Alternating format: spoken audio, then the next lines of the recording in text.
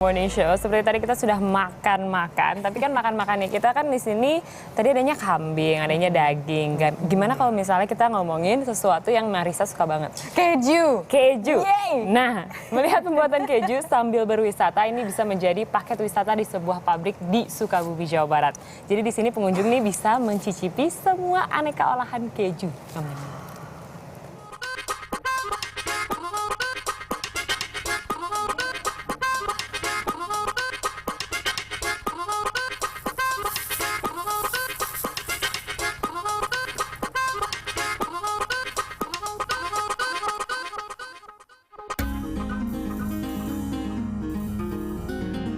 Keju sudah tak asing lagi bagi kita.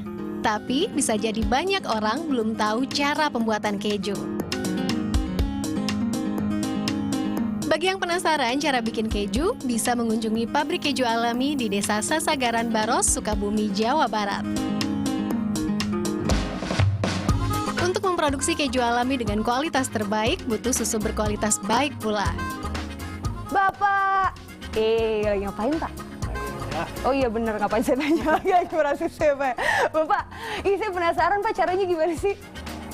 Gampang. Gampang, tinggal dipencet peres-peres gitu aja. Iya. Saya boleh nyobain nggak, Pak? Ya, silakan. Boleh ya? Saya mau nyoba. Oke, yang pertama harus cuci tangan dulu, Pak ya, Ya. biar steril. Biar Oke. bersih. Oh ya, sapi baik-baik ya. Terus pakai ini buat apa, Pak?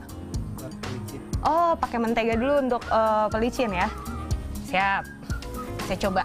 Bismillahirrahmanirrahim. Wut. Oke.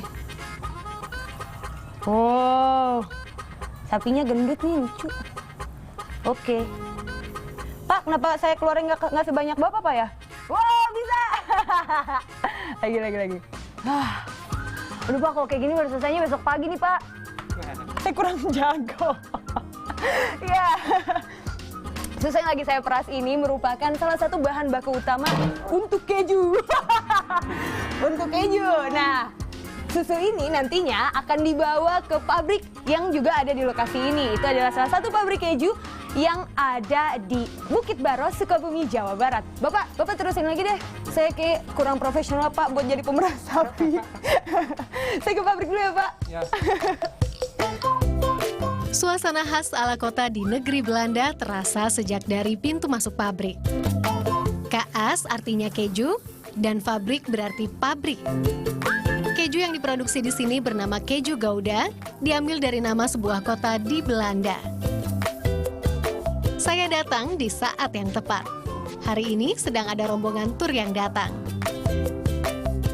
Sembari menunggu, kami dibebaskan mencicipi beragam produk olahan keju, mulai dari stik keju sampai potongan keju Gouda.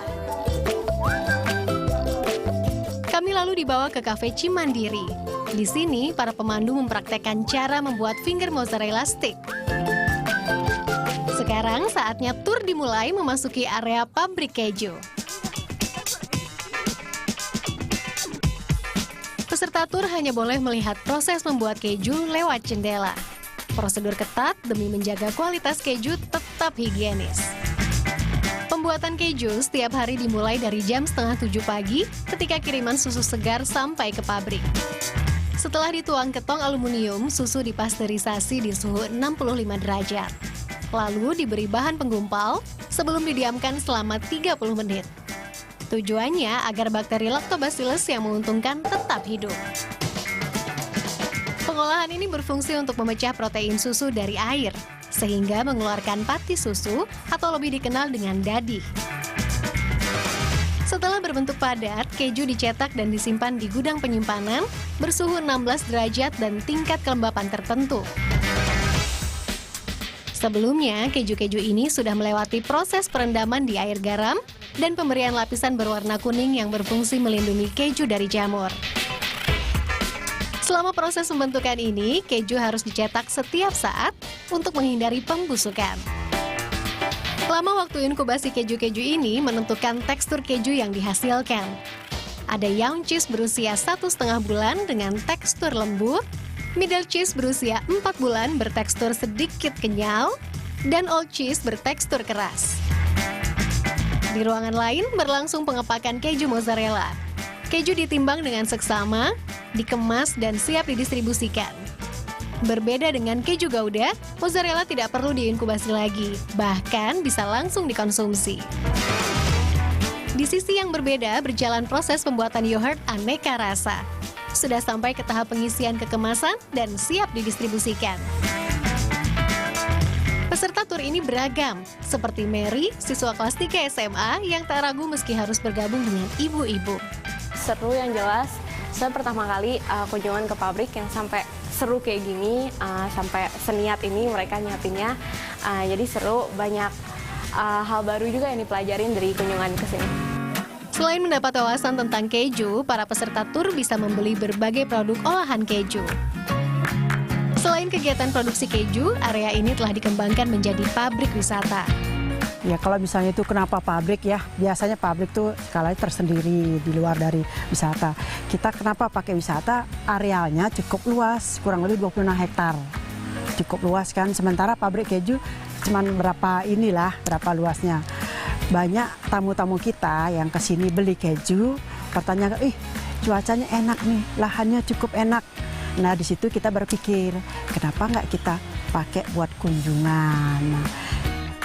Berbagai paket ditawarkan untuk para pengunjung, mulai dari tur pabrik, games, sampai demo memasak.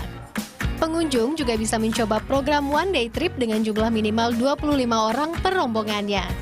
Biayanya cukup terjangkau, hanya dengan Rp100.000 Anda sudah bisa menikmati sejuknya hutan pinus, mengikuti demo masak, melihat proses pembuatan, sampai icip-icip keju beserta produk olahannya. Aziza Hanum, Francisca Anis melaporkan untuk NET.